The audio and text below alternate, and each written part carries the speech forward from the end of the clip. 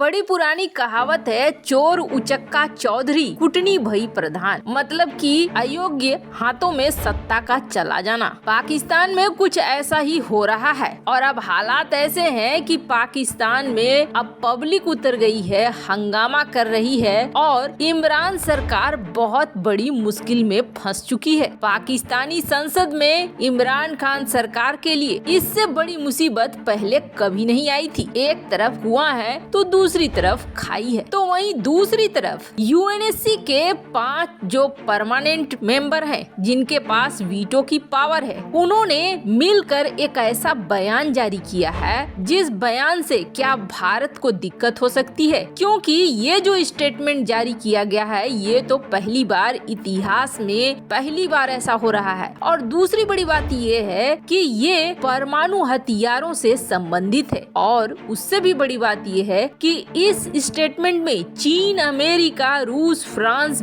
सारे 5 मेंबर साथ आ गए हैं। जानेंगे क्या है मामला और कैसे ये पाकिस्तान और भारत को प्रभावित कर सकता है, साथ ही साथ चीन को भी। इसके अलावा बहुत कुछ, आइए जानते हैं इन खबरों को विस्तार से। अब पाकिस्तान में बड़ा हंगामा हो रहा है और ये हंगामा कोई और नहीं करवा रहा है बल्कि आईएमएफ करवा रहा है। आईएमएफ के सामने पाकिस्तान ने ये तो कह दिया कि हम आपकी शर्तें मान लेंगे, लेकिन सिर्फ एक लाइन बोल देने से कि हम आपकी शर्तें मान लेंगे, शर्तें पूरी नहीं हो जाती हैं, क्योंकि ये जो शर्तें हैं ये डायरेक्ट शर्तें हैं टैक्स लगाने को लेकर, दरों को बढ़ाने को लेकर, चाहे वो बिजली का हो चाहे पानी का हो। तो जाहिर तौर पर पाकिस्तान की सरकार को एक बिल लाना पड़ेगा और वो बिल अपने संसद में पास करवाना पड़ेगा, तभी जाके वो आईएमएफ के शर्तों को पूरा कर पाएगी और तभी जाके आईएमएफ अपना पहली किस्त देगा। बौखलाए इमरान खान सरकार के जो विदेश मंत्री हैं कुरैशी, उन्होंने तो साफ साफ कह दिया अमेरिका का ही अड़ियल रवैया है जिसकी वजह से आईएमएफ हमें लोन नहीं दे रहा है और लोन के लिए ऐसी शर्तें रख रहा है जिसे मानने से पाकिस्तान की ही तबाही निश्चित है। लेकिन हमारे पास और कोई उपाय नहीं है, हमें चाहिए पैसा और इस वक्त पैसा है नहीं। आईएमएफ और वर्ल्ड बैंक ही हमें पैसा दे सकते हैं, तो बेहतर होगा कि हम शर्तों को मान लें। लोगों ने सवाल किया सऊदी अरब का लोन, उन्होंने भी तो दिया है $3 अरब, लेकिन वो उन्होंने दिया है हाथी के वो दांत जो सिर्फ दिखाने के हैं, मतलब कि बैंक में रखने के लिए, न कि खर्च करने के लिए। 72 घंटे में कभी भी सऊदी अरब अपने वो $3 अरब मांग सकता है,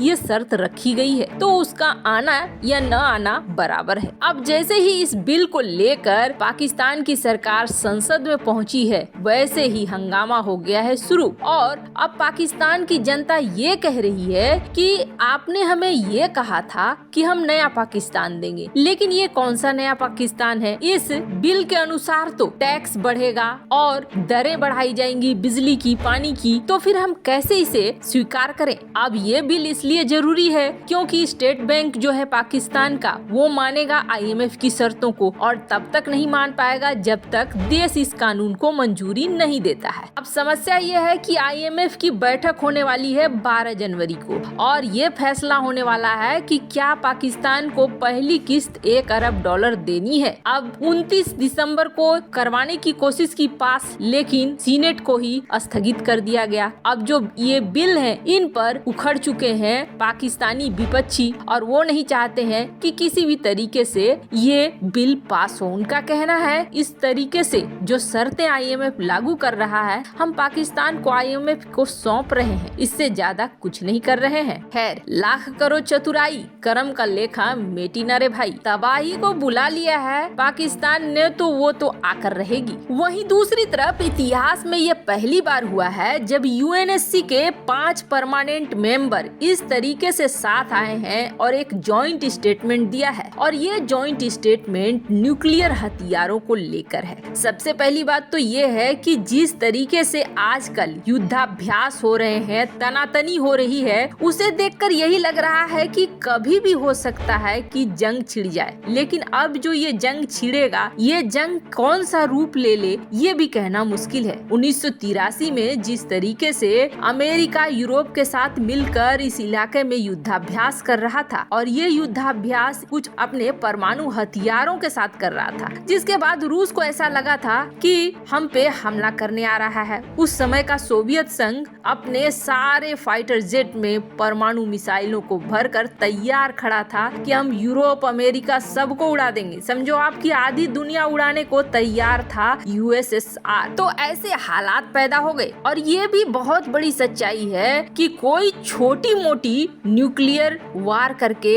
जीत नहीं सकता है। अगर बहुत सारे देश हैं जिसमें से एक पाकिस्तान भी है, ये कहता है कि हम पाव भर के परमाणु बम गिरा देंगे, हमारे पास पाव पाव भर के परमाणु बम है, तो ये उनकी मूर्खता है। आप पाव पाव भर के गिराओगे, लेकिन सामने वाला देश पाव पाव भर के ही गिराएगा ये जरूरी नहीं है। एक बार परमाणु युद्ध छिड़ा तो ये एक प्रक्रिया बन जाएगी। जिसके पास बड़ा है वो बड़ा डाल देगा, जिसके पास छोटा है वो छोटा डाल देगा। मतलब पृथ्वी तबाही की ओर जरूर चली जाएगी। फिर इन परमाणु हथियारों को रखने का क्या मतलब होता है? तो आपको बता दें, ये परमाणु हथियार इस्तेमाल हो सकते हैं डराने के काम में, रोकने के काम में, लेकिन जिस दिन ये इस्तेमाल होने लगे युद्ध के काम में, उस दिन तो आप समझ लीजिए कि धरती की तबाही निश्चित है। अब इन 5 देशों ने मिलकर ये स्टेटमेंट जारी किया कि हमारा ये मजबूत विश्वास है कि ऐसे हथियारों को इस्तेमाल नहीं करना चाहिए। चूँकि परमाणु युद्ध को कभी जीता नहीं जा सकता है, इसलिए ऐसा युद्ध नहीं करना चाहिए। लेकिन आपको बता दें, अमेरिका एक पॉइंट को ऐड कराने के लिए